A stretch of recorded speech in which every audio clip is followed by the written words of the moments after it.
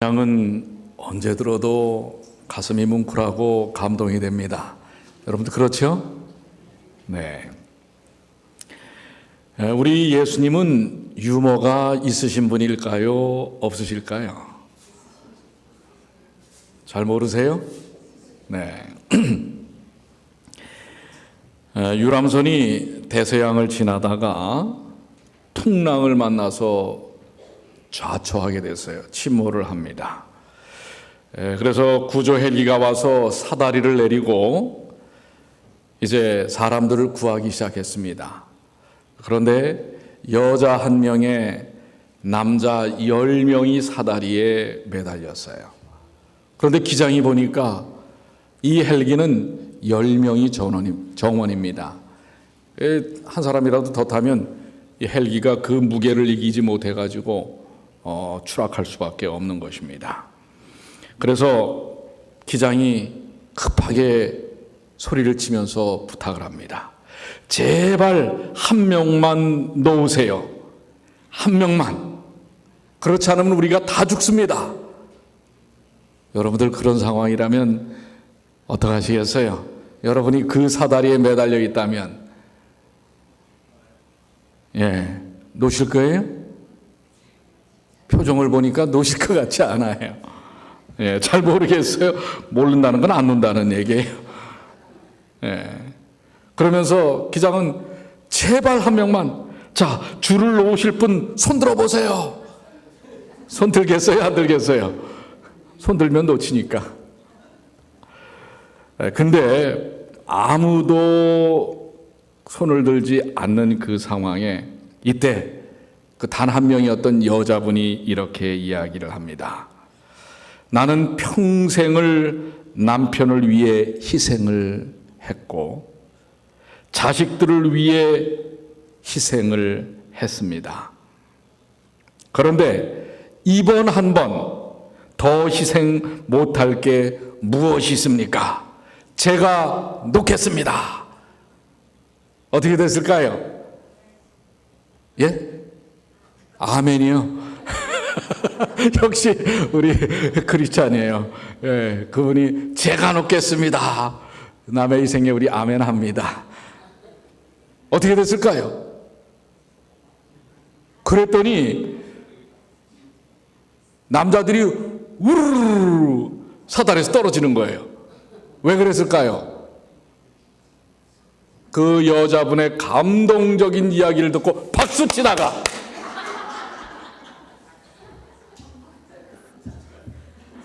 치다가 떨어졌어요. 그런데 더 재미있는 건 남아있는 사람이 있어요. 보니까 재림교인이야. 반응이 없어. 어떤 것에도 반응이 없어. 그 사람은 꼭 잡고 있어. 여러분들 반응하세요. 그런 얘기 듣지 않으려면. 자, 그렇습니다. 우리 예수님은 참 유머가 있으신 분이에요. 지금 아주 심각한 문제로 지금 논쟁을 하고 있는데 신랑과 함께라고 하는 것입니다. 그 얘기가 뭐냐면 여러분들 결혼식장에 가면 슬퍼하시겠어요? 어떻습니까? 슬퍼할 사람 있어요. 어떤 사람이냐면 신랑과 신부 둘 중에 한 사람을 사랑했던 사람이 그 결혼식에 참석하면 슬프겠죠. 그 외에는 다 이 결혼식에 가면은 슬퍼하지 않습니다. 더군다나 이 신랑 신부의 들러리들이라고 하면 어떨까요? 표정이 밝아요? 슬퍼해요? 근데 조금 더 우리 들러리들의 모습을 좀 아주 해학적으로 찍어 놓은 게 있어요. 신랑이 딱 뭐예요? 나 이제 결혼한다. 반지를 보여주니까 들러리들이 다 뭐예요? 좋아가지고선 죽습니다. 자, 지금 이렇게 결혼식의 들러리들은 기뻐할 수밖에 없습니다. 그 친구의 행복을 정말 빌어주면서 정말 내일처럼 이렇게 축복하지 않습니까? 자, 그런데 예수님께서 이 장면을 설명하고 있는 거예요. 마태복음 9장 15절에 바로 이 장면이에요. 예수께서 그들에게 이르시되 혼인집 손님들이 신랑과 함께 있을 동안에 슬퍼할 수 있느냐? 그러나 신랑을 빼앗길 날이 이르리니 그때는 금식할 것이니라. 여기 파란 글씨로 혼인집 손님들이라고 하는데, 이 혼인집 손님들이라는 말은 문자적인 의미로 보면 신랑 방의 아들들이라는 뜻인데, 실질적으로는 신랑의 혼인 예식에 뭐예요? 조금 전에 그림에 봤던 들러리들이에요. 들러리들. 유대에서의 결혼잔치는 일주일간을 한답니다. 일주일을 해요, 결혼식을. 요즘은 그렇게 안 하겠지만은 고대에는 그렇게 예수님 당시만 해도 일주일씩 결혼식을 하는 것입니다. 그런데 결혼식 마지막 날 신랑이 신부를 데리고 오기 위하여 이제 어떻게 해요? 신부집으로 갑니다. 그때 신랑과 동행하는 사람들이 누구예요? 신랑의 들러리들이에요. 들러리들입니다. 그런데 예수님께서 바로 이 혼인집 손님들, 이 들러리들이 신랑과 함께 있을 동안에 슬퍼할 수 있겠느냐? 슬퍼하는 거예요? 오히려 반대로 뭐 하는 거예요? 기뻐한다고 하는 것입니다. 왜 주님께서는 이런 비유의 말씀을 하셨을까요? 그 이유는 배경이 그 앞절에 나와요. 앞절에. 그때 요한의 제자들이 예수께 나와 이르되 우리와 바리새인들은 금식을 하는데 어찌하여 당신의 제자들은 금식하지 아니하나이까? 사실은 좀 속이 뒤틀려서 하는 표현이에요. 더군다나 누구의 제자들이에요? 요한의 제자. 어떤 요한이에요? 침례 요한의 제자들이에요. 지금 예수님께서 그 당시 종교 지도자들, 바리새인과 사두개인들과 또 거기에 엮여서 요한의 제자들과 지금 금식 문제로 지금 논쟁을 하고 있는 것입니다. 바리새인들과 서기관들이 예수님의 제자들이 금식하지 않는 것을 지적하고 비난하는 장면이에요. 왜 우리는 통상적으로 금식을 이렇게 하고 있는데 당신들은 금식을 안 합니까? 이런 논쟁 중에 요한의 제자들이 거둔 거예요. 나서서. 왜? 당신의 제자들은 금식을 하지 않습니까? 사실 어떻게 보면 요한의 제자들이나 예수님의 제자들은 한편일 가능성이 있잖아요. 근데 지금 이 내용을 보면 같은 편이에요? 아니에요? 아닌 것 같아요.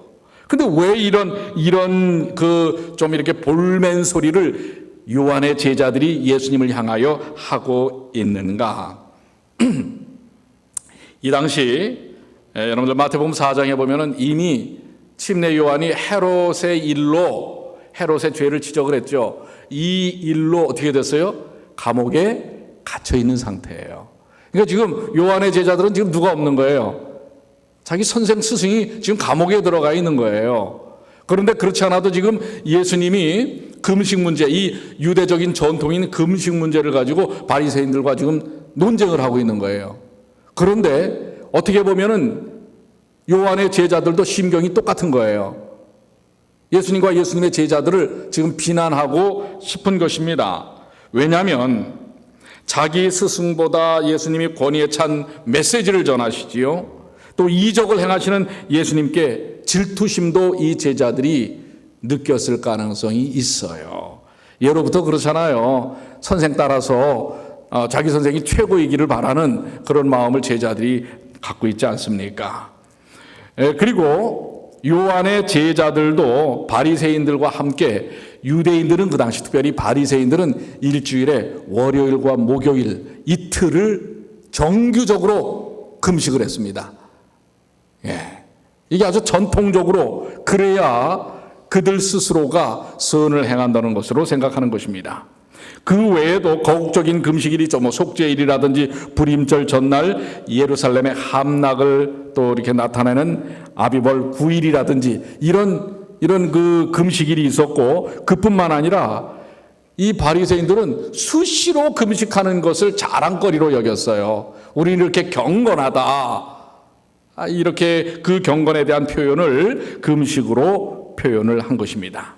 그런데 금식이라는 것 자체가 주지하다시피 슬픔에 대한 그런 표현이었기 때문에 예수님의 제자들이 스승 예수의 선구자요 또 침례를 베푼 자인 요한이 붙잡혔는데도 예수님의 제자들은 지금 뭐예요? 지금 침례를 누가 줬어요? 예수님을. 자기 선생이 줬잖아요. 그런데 그 선생이 지금 감옥에 갇혀 있는데 예수님의 제자들은 어떻게 하는 거예요? 존경심이 하나도 없는 것 같아.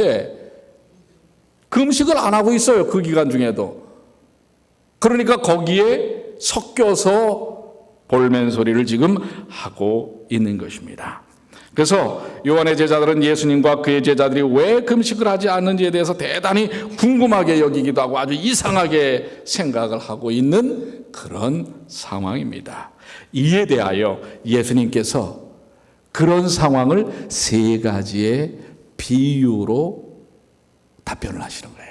그게 오늘 본문의 말씀이 첫 번째입니다. 근데 바로 그런 금식에 대한 여러 가지 상황들을 가지고서 이야기하는데 예수님께서는 오히려 신랑과 함께 하는 혼인집에 대한 이야기를 하는 거예요.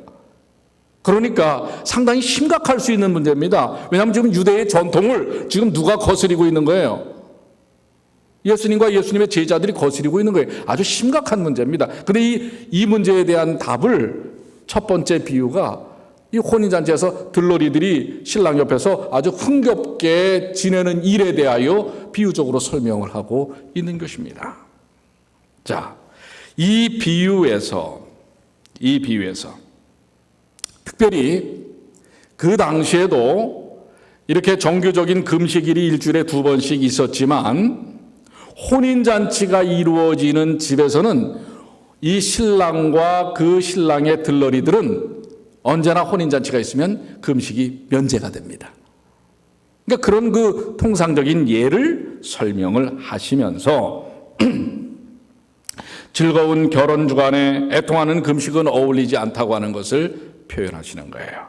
이 비유에서 혼인집 신랑은 누구입니까? 누구죠? 이 혼인집 신랑은 누구를 의미하는 것입니까? 그렇죠. 특별히 유대인들은 메시아의 도래 또는 메시아의 잔치와 관련된 비유에서 종종 신랑이라는 용어를 써요. 즉 메시아를 표현할 때 신랑이라고 표현합니다. 구원의 놀라운 은혜를 베푸는 이 메시아가 신랑이라고 하는 것입니다. 이사야 62장 5절에 마치 청년이 처자와 결혼한 같이 내 아들들이 너를 취하겠고 신랑이 신부를 기뻐함 같이 내 하나님이 너를 기뻐하시리라. 구원의 하나님에 대한 부분을 하나님께서 구원하시는 그 구원의 역사를 기뻐하시면서 하나님 자신을 또 메시아를 누구로 표현하냐면 신랑으로 표현하는 것입니다. 그러면서 그 일이 매우 기쁜 일이다. 이 혼인잔치는 매우 기쁜 일이고 신랑이 신부를 맞이하는 것, 또 이 혼인잔치하는 것 그 자체는 매우 기쁜 일이라고 하는 사실을 말씀하고 있는 것입니다. 즉 예수님은 이 대답을 통해서 자신이 구약에서 예언된 종말의 날에 오실 신랑, 구원의 하나님을 기쁘시게 할 구원의 주체자라는 사실을 설명하고 있는 것입니다. 즉 신랑은 예수님이고 손님들은 예수님의 누구예요?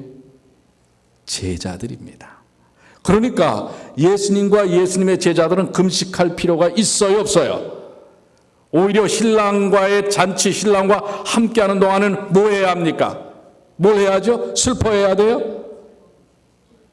기뻐해야 하는 것입니다. 기뻐해야 하는 것, 이것이 신랑과 함께하는 잔치 동안은 규례와 전통대로 금식할 필요가 없고 오히려 그동안은 신랑과 함께하는 동안은 기뻐해야 한다는 사실을 말씀하고 있는 것입니다. 그래서 오늘의 첫 번째 이 예수님께서 주시는 교훈은 신랑과 함께 뭐하라? 기뻐하라. 여러분들 우리가 신랑이신 예수님과 함께 하십니까? 올 2018년은 어떠한 한 해가 되어야 할까요? 누구와 함께하는? 신랑이신 예수님과 함께함으로 뭐 해야 합니까? 슬퍼해야 돼요? 그 의미도 없이 그저 전통에 의해서, 형식에 의해서 일주일에 2번씩 금식하는 의미 없는 이런 신앙의 삶을 살라고 하는 것입니까? 아닙니다. 예수님과 함께하는, 신랑과 함께하는 사람들은 기뻐하라고 하는 것입니다. 그래서 가장 힘들고 어려웠던 감옥 속에서 사도 바울은 뭐라고 얘기해요? 누구와 함께하기 때문에? 신랑과 함께하기 때문에. 우리 다 같이 한번 읽어볼까요? 주 안에서. 시작. 주 안에서 항상 기뻐하라. 내가 다시 말하노니 뭐하라? 기뻐하라.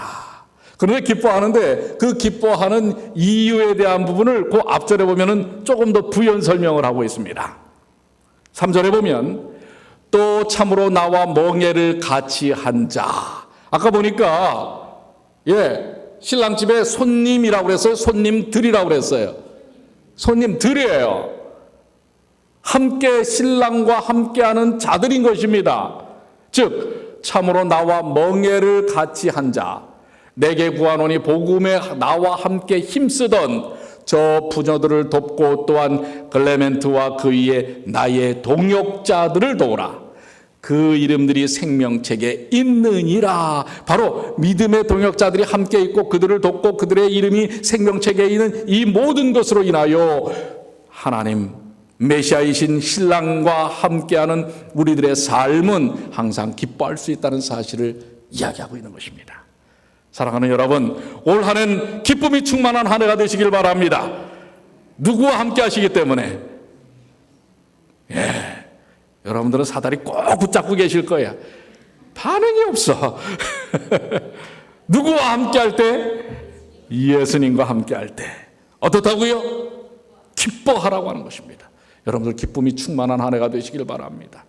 여러분들의 매 안식일이 기쁨이 넘치시게 되길 바랍니다. 여러분의 매일의 삶이 기쁨이 넘치시게 되길 바랍니다. 누구와 함께 하기 때문에요? 그렇죠. 예수님과 함께 신랑과 함께하는 들러리들과 같이 진정한 기쁨을 누리는 주님의 귀한 자녀들이 되시기를 간절히 소망합니다. 여러분들 이 기쁨이요, 예수님 말씀하시잖아요. 머지않은 날 이제 금식할 때가 온다라고 하는 것입니다. 물론 그 당시에 예수님께서 하신 말씀은 십자가의 사건을 이야기하는 것입니다. 그때 정말 그들은 금식할 수밖에 없었어요. 금식하고 싶어서 금식한 게 아니라 정말 금식할 수밖에 없는 상황이 된 것입니다. 3년 반 동안을 따라다녔던 예수님이 어디에 달려 들어가신 거예요? 그래가지고선 말해요. 다락방에 꼭꼭 숨어갖고 제대로 먹기나 했겠어요? 여러분, 정신적 충격이 너무 크면요, 먹고 싶지도 않아요. 그런 경험 해보시지 않았어요? 정신적 이 스트레스가 너무 강하면 음식 생각도 안 나는 것입니다. 당연히 금식하게 되죠. 그런 마음이 섞여 있는 금식이 진짜 금식이에요. 그저 겉으로 드러내기 위해서 형식적으로 하는 그런 금식이 아니라, 물론 일주일에 한 번씩 금식하면요, 우리 작년에 오후반 야영에 오후반 강사했던 이유석 박사가 그 얘기를 하더라고요. 일주일에 하루만 금식을 하면 웬만한 병은 다 고친다는 것입니다. 암이고 뭐고 일주일에 하루만 금식을 하면, 여러분들 병 고치기 위해서 금식하세요. 그러나 여기서 말하는 이 금식은 정말 영적 의미에서의 금식이 되어야 한다는 사실입니다. 형식, 그런 의미, 네 안에는 성령이 채워져 있지 않으면서, 영적인 부분이 채워져 있지 않으면서 겉으로 드러내는 형식적인 신앙으로 만족하지 말라고 하는 것입니다. 그런 삶에는 진정한 기쁨이 있을 수 없다고 하는 것입니다.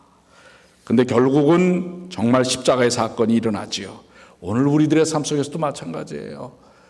우리는 다시 오실 주님 오시기 직전에 어떠한 환난들이 우리에게 다가오는지 우리는 알지 않습니까? 그러기 전에 여러분들 오늘 신랑과 함께 할 때 충분한 여러분들 저항력을 기르시길 바랍니다. 여러분들의 영적인 삶을 좀 든든하게 만드시게 되길 바랍니다. 올해가 그런 해가 되시길 바랍니다. 어떠한 삶의 도전이 와도 능히 이겨낼 수 있는 주님과 함께, 신랑과 함께하는 기쁨으로 가득 차 있는 그러한 삶을 통해서 영적 건강이 충실한 삶이 되시길 바랍니다. 몇 주 전에 제가 한번 드린 말씀이 있었던 것 같아요. 아주 사업가가 병들어서 죽게 되었다고 그랬죠. 그런데 어떻게 병을 고쳤느냐고요? 하루에 감사합니다를 10,000번씩 얘기를 했답니다. 하루에 감사합니다를 10,000번을 했더니 불치병이 고쳐졌다고 그래요. 근데 여러분들 그것뿐만 아니라 여러분 기뻐하십시오. 주님 안에서 기뻐하십시오. 웃으면 또 어떤 분은 그러잖아요. 우스운 이야기나 책과 비디오를 계속 봤더니 암을 고쳤다. 근데 여러분들 그것 때문이 아니라 진정한 기쁨은 우리 주 예수께서 십자가를 통하여 우리에게 구원을 주신 그것이야말로 우리를 정말 기뻐하게 하는 것입니다. 오늘 그 기쁨으로 인하여 오늘날 사실 우리 성도들도 많이 아픕니다. 왜요? 이건 자신이 잘못해서도 그럴 수 있지만 환경이 그래요. 여러분 아시지 않습니까? 한국은요 요즘 이제는 시도 때도 없이 황사가 나와요. 1년 12달 하늘이 뿌연 것입니다. 그래서 10년 전보다 지금 이 호흡기 계통의 질병이 훨씬 많이 늘어났다고 하는 것입니다. 앞으로 어떻게 될지 몰라요. 근데 뉴욕은 그래도 괜찮은데 이 지금 저 서부 쪽은요 그 중국의 황사가 다 거기까지도 날아온답니다. 앞으로 우리가 어디서 살겠어요? 사실 자신의 잘못 때문에 병이 걸리는 건 아니지만 그러나 자신의 제대로 된 선택을 통해서 하나님의 은혜 가운데서 건강함을 유지할 수 있어요. 기뻐하라. 주 안에서 기뻐하는 것입니다. 진정한 영적인 기쁨을 매일 매순간 맛보시고 사시는 주님의 귀한 자녀들 되시기를 간절히 소망합니다. 두 번째는 예수님께서 무슨 비유의 말씀을 하고 계세요? 뭐라고 말씀하셨어요? 9장 14절에 생배 조각을 낡은 옷에 붙이는 자가 없나니 이는 기운 것이 그 옷을 당기어 헤어짐이 더하게 됨이요. 그렇습니다. 이 생배 조각을 낡은 옷에다가 기우면 안 된다는 거예요. 여러분들 생배, 요즘은 우리가 입는 옷이 그런 옷들은 아니지만 예전에는 새 옷을 사서 입다가 한번 빨면 어때요? 옷이 확 줄어들어 버렸던 그런 시절이 있었죠. 요즘 이미 다 줄여갖고 나와요. 아예 그거를 이제 미리 옷감 만드는 회사에서 다 이런 부분들을 조절을 해갖고 이제 상품으로 내놓지만 예전에는 그런 기술이 없어갖고 말이에요. 근데 여기서 말하는 생배는요, 물에다가 한번 넣었다가 말려버리면 확 줄어들어 버리는 것입니다. 물이 닿지 않은 그런 옷감이에요. 그런데 이미 이렇게 해져 있는 옷에다가 덧글 이렇게 기운다고 해서 놓으면 나중에는 이 생배 조각이 신축성이 있어갖고 오히려 낡은 옷을 뜯어버리는 거예요. 땡겨가지고. 그러면 이건 그나마 입을 수 있는 옷도 어떻게 되는 거예요? 못 입게 된다라고 하는 건데요. 여기서 생배라고 하는 말은 아그나포스라고 하는 헬라어인데요. 한 번도 세탁한 적이 없는 천을 가리키는 것입니다. 이것은 예수님께서 그리스도의 복음이 옛 종교인 유대적 전통에 접붙일 경우에 유대적 전통은 마치 낡은 옷처럼 새로운 복음을 감당하지 못하고 허물어져 버릴 것을 말씀하는 거예요. 이걸 오늘날 우리들에게 어떻게 적용할 수 있을까요? 오늘 우리가 이제는 새로운 새해를 맞이하지 않았습니까? 그렇다고 하면 새로운 새해에는 예전에 여러분들 살았던 삶의 습성들, 옛 낡은 옷들과 같은 정신, 습관, 관념, 관습 이것에서 벗어나야 한다고 하는 것입니다. 생배 조각을 붙이게 되면 이 둘 다 이게 제대로 되지 않는 거예요.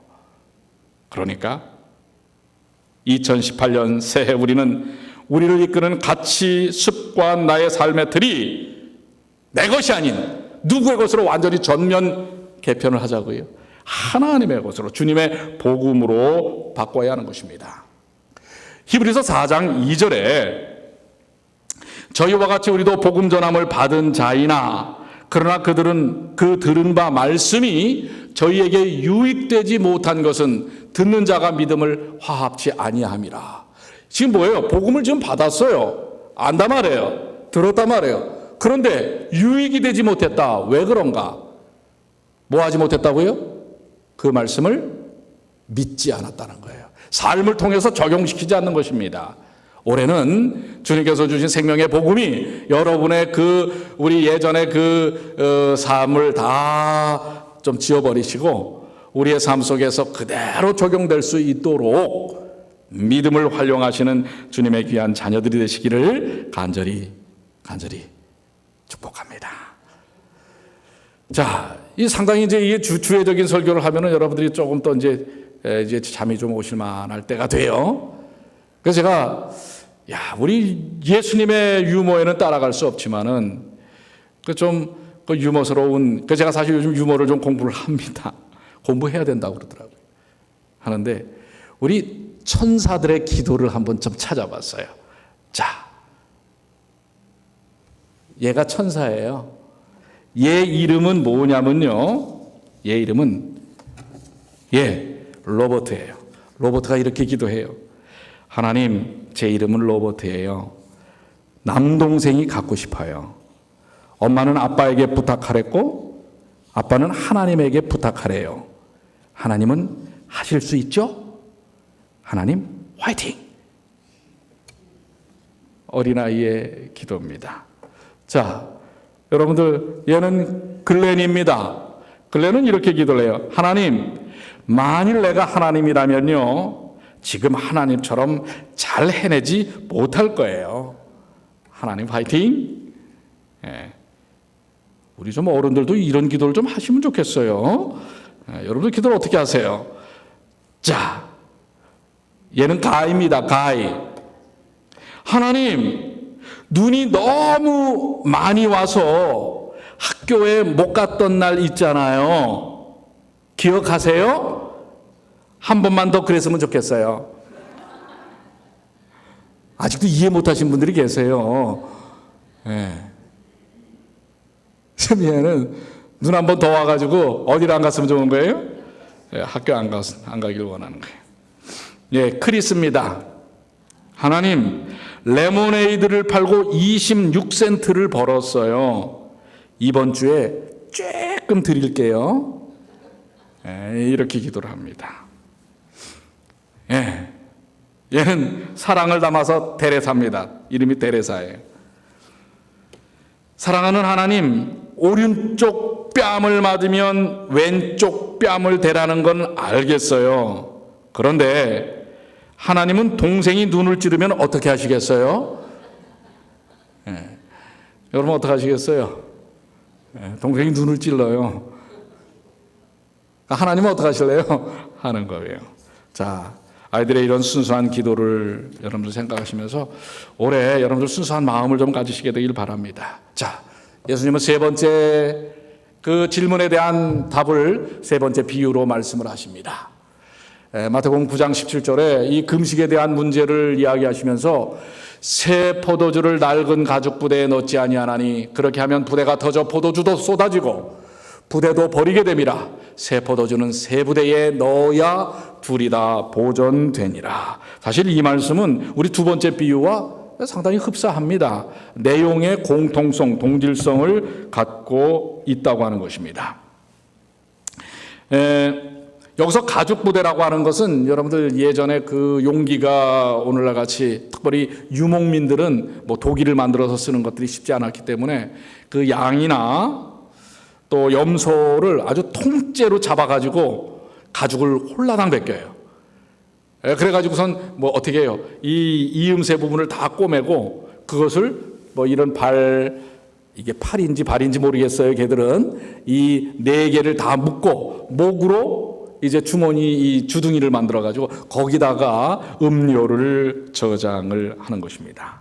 그런데 이제 거기다가 음료를 저장해서 오래된 이 가죽 부대는 이 이음새가 이제 느슨해지고 어떤 면에서는 이 신축성이 없어지잖아요. 그런데 이 느슨한 오래된 부대에다가 새술을 보내면 그게 발효를 하면서 부글부글 끓으면서 어떻게 하나요? 팽창을 하면서 이 꼬매놨던 이음새들이 터져버리는 거예요. 그러면은 어때요?